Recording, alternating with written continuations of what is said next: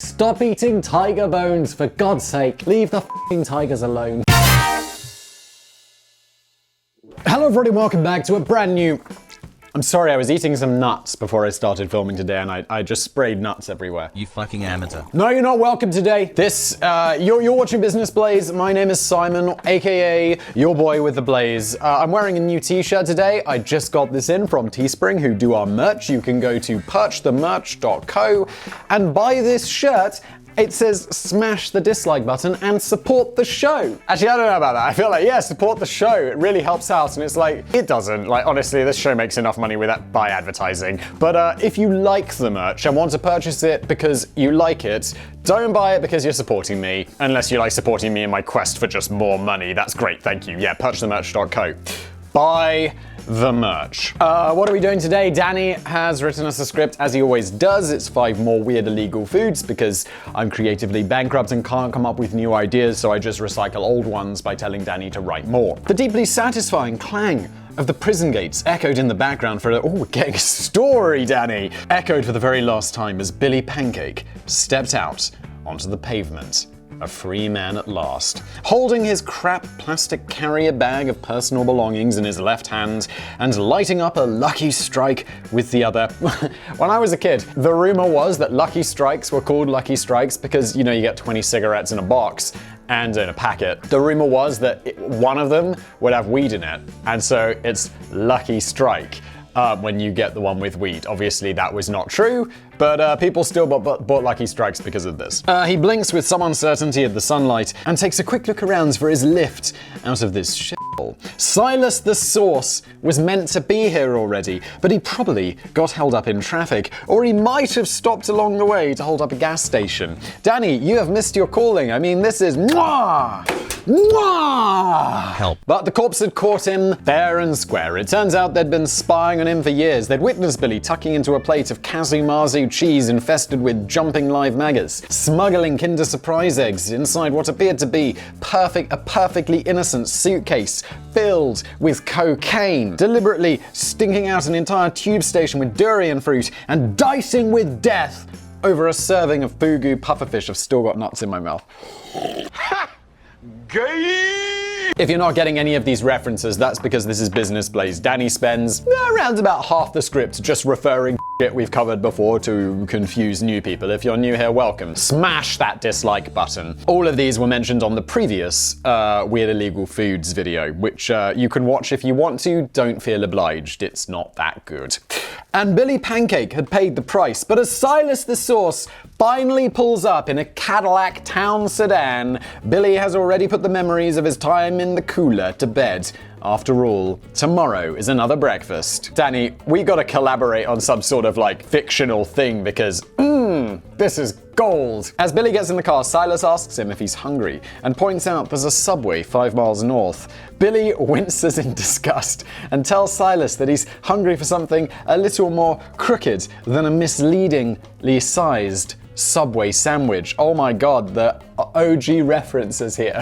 In response, Silas reaches into his pocket and pulls out a small gift for Billy. He says, "Feast your eyes on this, boss. I had to pull a lot of strings and call in a few favors, but I managed to get my hands on a Kinder Surprise egg." Oh shit!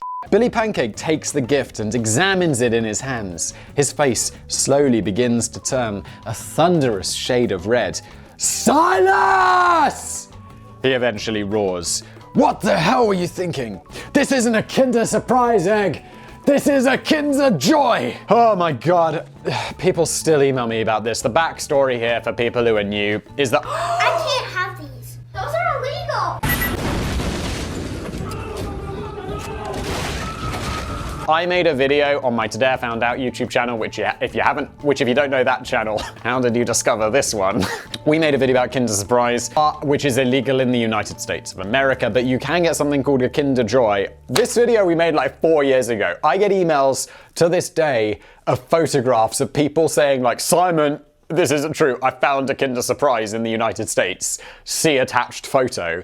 And I'm like, I'm going to risk getting a virus and click on this. And every time it's a picture of a Kinder Joy egg. And so I'm just like, "Dear random internet stranger, you fucking idiot. Best regards, Simon. And that's why I have a reputation for being a dickhead. Silas drops his shoulders in disappointment as Billy Pancake tosses the chocolate egg out of the window and orders Silas to drive. Silas the Sauce nods and puts his foot on the gas as the duo speed off in search of fresh, dietary danger. Oh, and we get our first one. We're only like, what, 10 minutes in? Smash that dislike button. His name, Akki Fruit. Ackee, who gives a shit? I'm calling it Akki Fruit. If you don't like it, smash the dislike button. The name Vice Admiral William Bligh will go down in history as the man who was in command of the HMS Bounty in 1789 when half the crew suddenly started feeling more than a little mutinous. Oh, this is Mutiny on the Bounty. I know this story. But although he may have carelessly lost command of that ship, he was about to make up for it a few years later in 1793 when he discovered Akki Fruit in Jamaica and fetched it back to the Royal Botanical Gardens in Kew in England. I've been there. It's a very nice day out. However, I think it's called Kew Gardens nowadays, or Kew, I don't know, whatever, K-E-W. There you go. You happy now? Someone was having a go at me in the comments for the way I pronounce garage. It's just like, yes, you can say, I say it in fact two ways. I often say it garage if I'm feeling posh, or garage if I'm not. And someone's like, you don't know how to pronounce garage. And I'm like, you're not aware of there being other accents, are you? You've probably never left, I don't know, one of those states where people never leave and they don't seem to be aware of the outside world. And also, just generally, oh my god, could I give less of a fuck? No. However, a couple of centuries later, America was to declare that it wasn't mad keen on the idea. The fruit is actually native to tropical West Africa and had been imported to Jamaica years before Vice Admiral Bligh first got a taste, although he was the one who ended up getting an honorable mention in the scientific name for the fruit, Blyea sapida. Ackee has since become the national fruit of Jamaica, while ackee and saltfish is often considered to be the country's unofficial dish. That sounds kind of good. And like my experience, like all I know about Jamaican food is jerk chicken, and it's fucking delicious, so I'm going to assume this is good, because the Jamaicans seem to have their shit together when it comes to food. Apparently, Usain Bolt often enjoys a bit of ackee and saltfish for breakfast, so maybe it played a part of him becoming the greatest sprinter of all time, in much the same way that Popeye suddenly gets dead cocky when he downs a tin of spinach. I had no idea. I've heard of Usain Bolt, despite people being like, someone doesn't know who Usain Bolt is, and it's like, he's a sprinter, and I think he's good at the 100 meters. I had absolutely no idea that he was from Jamaica. I've never tried it myself, but the fruit is meant to be delicious, and it's often used around the world in jams and drinks and even candles, because everyone eats candles? Alright, Danny. But you have a job on your hands trying to secure any fresh ackee in the States. In an unripe state, ackee contains high levels of the toxin hyperglycin A, which when consumed can lead to a jolly bout of Jamaican vomiting sickness. I wonder how it got its name. At best, this can lead to Olympian bouts of vomiting, loss of consciousness, and seizures. At worst, it can actually lead to coma and death. During a 3-month period, this is the fruit Jamaica chose as their national fruit. It's like, if you eat it a little bit unripe, you'll f***ing die. During a 3-month period in Haiti in 2001, there were 60 reported cases of poisoning from eating unripened ackee, which led to 36 fatalities. The US Food and Drug Administration has never been particularly happy with the risks of ackee fruit, even though it's generally available around the rest of the globe. In 1973, they imposed a complete ban on all forms of ackee fruit in the United States. This was relaxed very slightly in the year 2000. Although it's still illegal to import fresh ackee, and you won't find it anywhere in America, a small green list of approved suppliers are allowed to sell the fruit in frozen and canned form. But regardless of where you live, it's certainly not worth trying to prepare fresh ackee if you don't really know what you're doing. So let's hope Usain Bolt is extra careful when he's tucking into his salty, fishy, fruity breakfast. Okay, yeah, you watch out, Usain. M&M's. By the way, just side note, M&M's, the peanut ones, finest chocolate. Unfortunately, my wife's allergic to peanuts, so my enjoyment of peanut M&M's has gone down markedly. And I also love peanuts. It's a very sad situation to live with someone who doesn't like who is allergic to peanuts. We didn't get M&M's here in the UK until the 1980s, and I didn't realize until now that the multicolored chocolate buttons have been around in the US since 1941. Fascinating. When I first heard that Sweden had slapped a complete ban on the sale of M&M's in their country, I initially assumed that this had something to do with artificial colours. But it turns out the packets of M&M's have long been very different in the US and Europe anyway. Although the US versions of M&M's are still packed with artificial colours and dyes, the European versions only use natural colourings in order to meet EU standards. This is something that does, like, I do notice Like the difference between, there's a big difference between food in Europe and food in America, other than just the general size and calorie content of things. But it's like the do seem, I guess like Europe doesn't like the artificial colorings and flavors. Like, I don't know, I don't really care. I'm like, as long as it tastes good and it's not gonna give me cancer, I'm in. My wife's more like, don't eat, it's got like 19E numbers, Simon, do you really need to eat it? And I'm like, no. You can make your own minds up about which nation is getting the superior version of the chocolates. It's Europe. But manufacturers Mars have been strongly petitioned in the US to put the same quality ingredients in that the fussy Europeans are getting into the American version of M&Ms. It hasn't happened yet, but it almost certainly will in the not too distant future. So yeah, it's Europe. Our M&Ms are better. Fuck yeah. However, none of this has anything to do with the reason why M&Ms are illegal in Sweden, and it's a very silly reason, really. In 2016, Mars was taken to the Swedish courts by Mondelez International, formerly and probably better known as Kraft Foods, and now the owners of Cadbury and Toblerone. Mondelez sounds a lot more fancy than Kraft Foods. It's like, who makes this? Kraft Foods. Who makes this? Mondelez International, and that is the correct pronunciation. Mondelez argued that the packaging for M&Ms infringed on their copyright because they sell a chocolate bar in Sweden called Maribo, which also features a lowercase m in the logo. That's a bit ridiculous. It sounds preposterous because the packaging of the two treats looks completely different. Sam, do the honors. And just if you want, I mean, you might not, just to piss me off. Thanks. Daddy, chill. Look completely different, and a Swedish chocolate lover is unlikely to return home from a shopping trip to discover that they accidentally put 50 packets of M&Ms into their basket instead of 50 Maribo bars. Mars argued in court that we have always believed that no confusion exists between the two products. However, Mondelez had somehow managed to obtain exclusive trademark rights to the lowercase m in Sweden, and the court ruled that the packaging of M&Ms was a copyright infringement. What, so no one in Sweden can have a lowercase m in their brand name? Isn't the M in Microsoft lowercase? What are they just called? Microsoft? Picrosoft? That's ridiculous. M&Ms were swiftly banned in the country and remain illegal to this day. Mars responded at the time that they would assess the next steps for our beloved brand in Sweden. Just use a capital M in Sweden, it's fine. I didn't even remember that it was a lowercase m. Thinking about it, it surely wouldn't have been that difficult to just whip up a special Swedish version of M&M's packaging featuring a giant off capital M emblazoned across the front to make a bit of a point. Yeah, Danny and I, same page. Even when Danny's been writing M&Ms throughout this script, it's with capital M's and it looks fine, Mars. Just use that.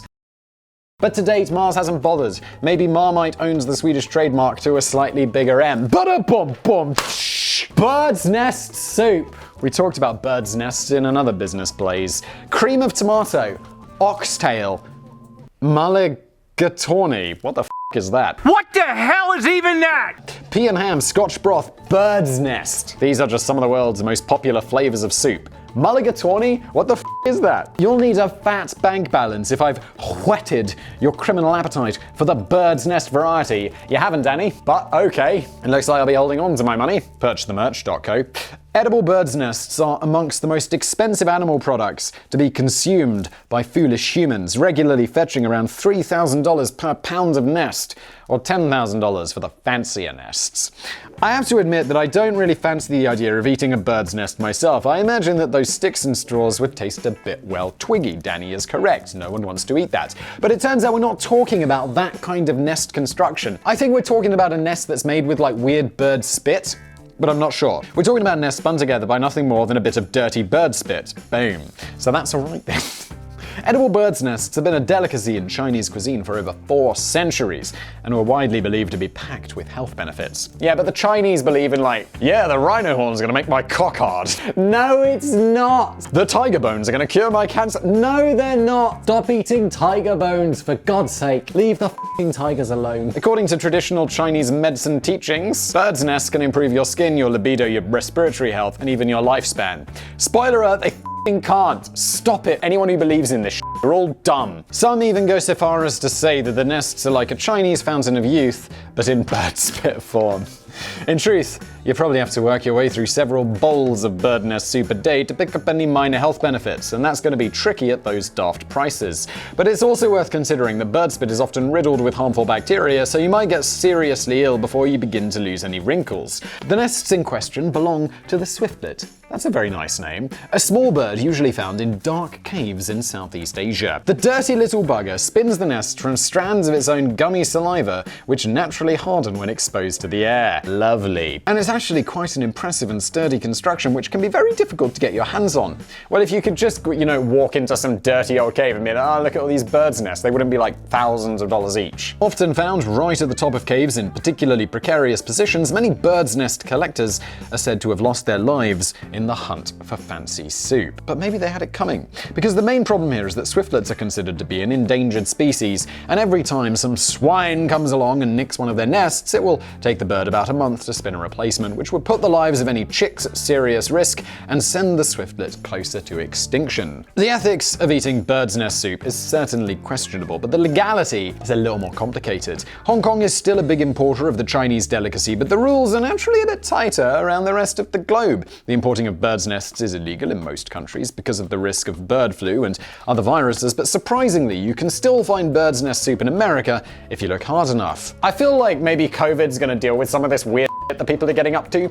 Like, stop eating bats, stop eating birds' nests. I mean, look. Everyone loves chicken. We can eat the birds. Let's just stop eating their weird spitty nests, okay? You're not allowed to bring them back from holiday in a suitcase, but a very small list of suppliers have received approval by the FDA to import edible birds' nests for commercial use. Meanwhile, China seems to be tightening up its own rules on the harvesting of nests, placing a ban on the collection of nests in areas where the swiftlet is almost extinct, and removing the delicacy from the menu of official banquets for the first time in 400 years. Oh man, can you imagine being like, I don't know, like a diplomat to China or whatever, and it's like, hey, welcome to this great state function. We're celebrating the kissing of Xi Jinping's ass. And also, we're going to eat some bird's nest. Enjoy. Moving on. Wow chips.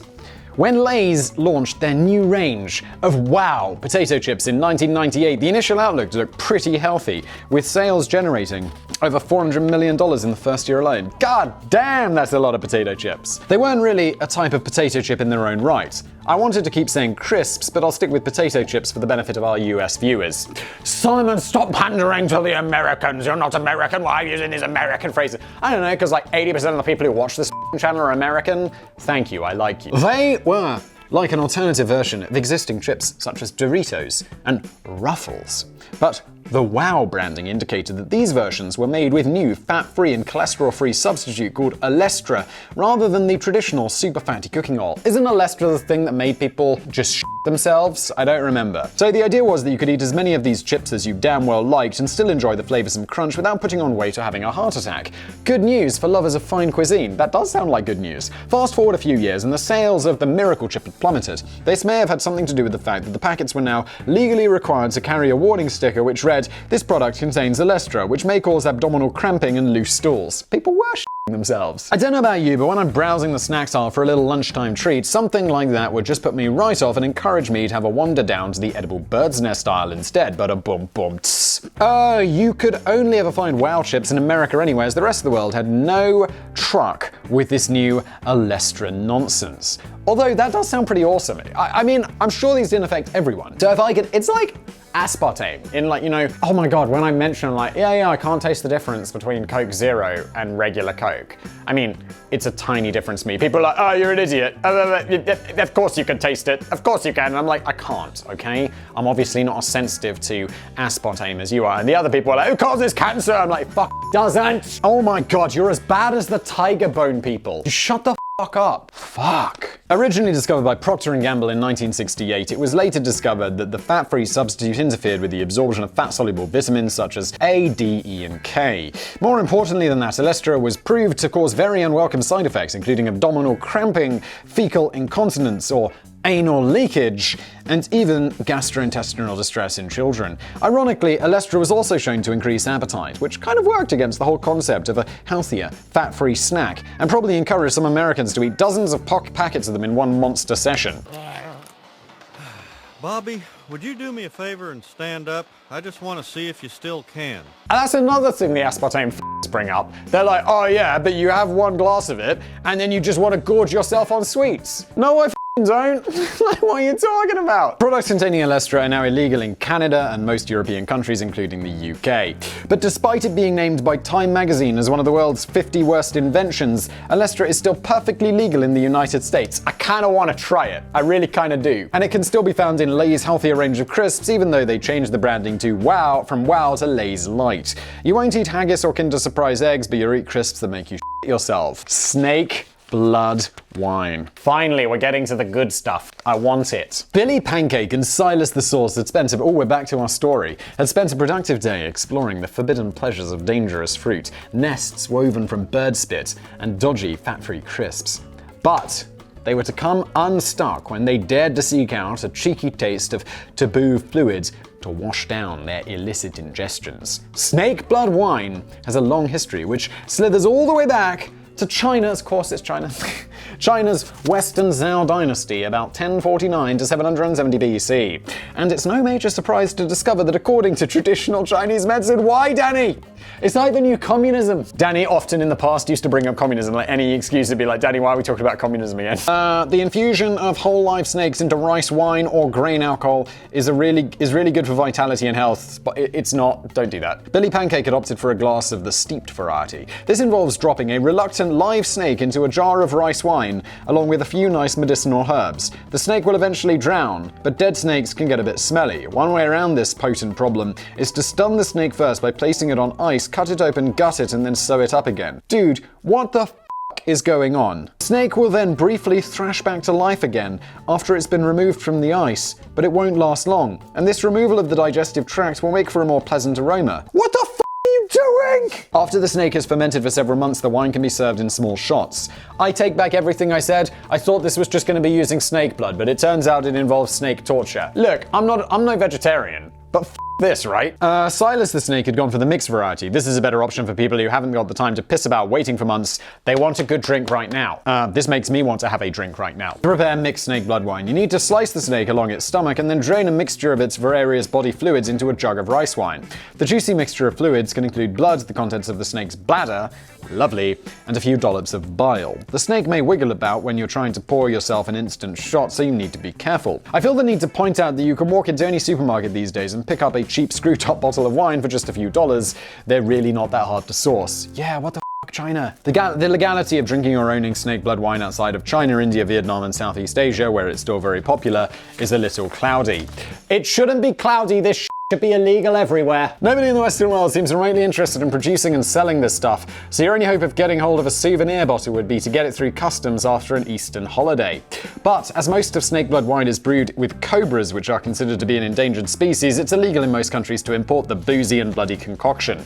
No one wants this. It's not going to make your cock hard. We talked about this. Maybe it's just as well. The digestion of the blood of a venomous snake can lead to numerous health problems, including damage to your vascular system. More importantly, Billy Pancake and Silas the Sauce were about to discover another slight niggle with the concept of snake blood wine as they opened the jars in what would turn out to be their final fatal criminal act. The snake can sometimes survive in the jar for months. How? It's drowned and had its insides removed. Good God. And it's often quite grumpy when you take the lid off the jar and the snake gets a chance to rear up and have a good old stretch. For Billy and Silas, snake blood wine would prove to be the very last item on a lifetime's menu of immorality.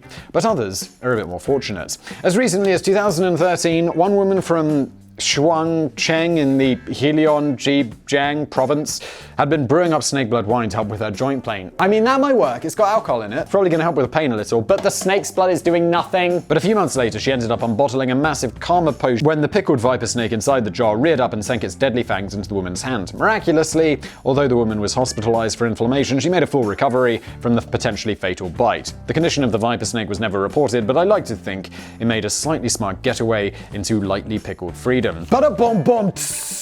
I really hope you enjoyed this video. I did not. If you did, please smash that like button. If you didn't, smash that dislike button. You can buy this shirt at purchthemerch.co. ETA is not in screen today, he's down here. But he has Purch the Merch written on him, purchthemerch.co for cocaine. Maybe a link below. Thank you for watching.